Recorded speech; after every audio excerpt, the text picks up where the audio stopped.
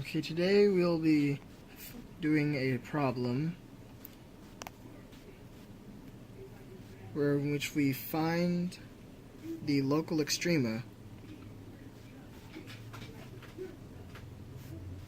for the function below.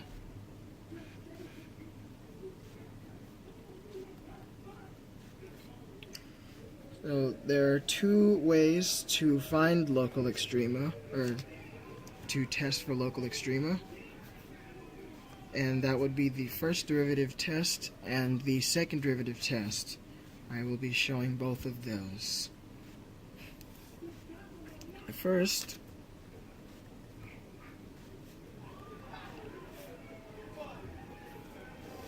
involves finding the first derivative, so f prime of x equals 1 minus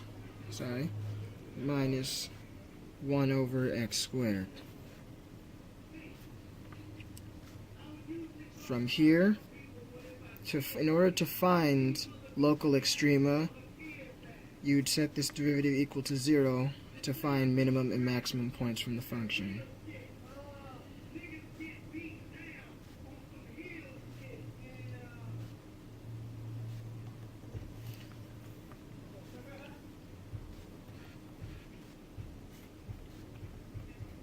This is because at a minimum or maximum point on f of x, the slope of the tangent is equal to 0.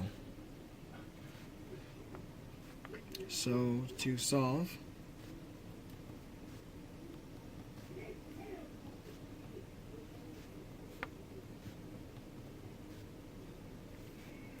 x equals plus or minus 1, these are going to be the points that we check for the extrema. So I'm going to make a number line of f prime of x, set -1 here, positive 1, and -1 here. And we're going to check points around each of these to see the signs. So we're going to test f prime of 2, f prime of 0, and f prime of -2. Now, we find that after plugging in f prime of 2, you get 1 minus 1 over 4. So you'll end up getting positive 3/4, which is a positive value. So that means we assume that in the immediate area around x equals 1, or in the immediate area positive, or ahead of x equals 1, is our positive values. I'm actually going to come back to x equals 0, so I'll skip that for now. X equals -2 is going to also be 1 minus 1 over -2 squared, which is basically 1 minus 1 over 4, which will also be positive 3/4. So in the immediate area behind x equals -1 is negative values. Now, the reason I skipped x equals 0 is because this is an interesting one. When you plug in x equals 0 to f prime of x, you get 1 minus 1 over 0 squared, which then equals 1 minus 1 over 0. Now, this 1 over 0 cannot happen. This is bad. That means the function at that point is undefined, and therefore there's nothing goes there. So at this point the function's undefined. No, nothing. So let's check some other points in between -1 and 1 instead, like f prime of 1/2 and f prime of -1/2. So it turns out that f prime of 1/2 I'm not going to actually go through it, but trust me, f prime of 1/2 turns out to be a negative value. And f prime of -1/2 turns out to be a positive value. So in the immediate area between 0 and -1 is positive, and the immediate area between 0 and 1 is negative.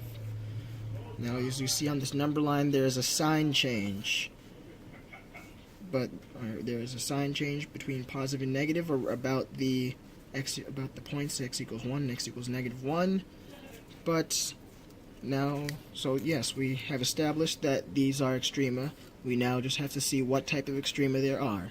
So in order to do this, we will perform the second derivative test.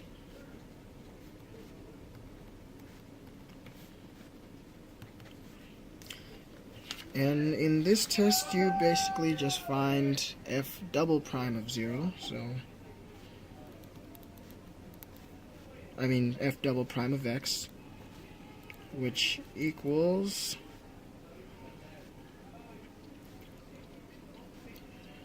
-2 over x cubed.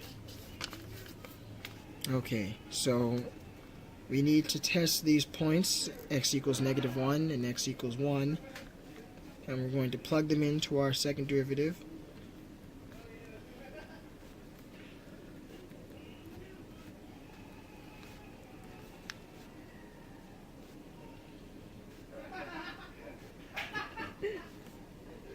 It equals 2, because -2 over -1 equals +2, so this in turn is a positive value. And f double prime of 1 equals -2 over 1 cubed, which equals -2, which is negative. Now, what this means is that if the second derivative is positive, that means you are at a minimum. The graph is concave up.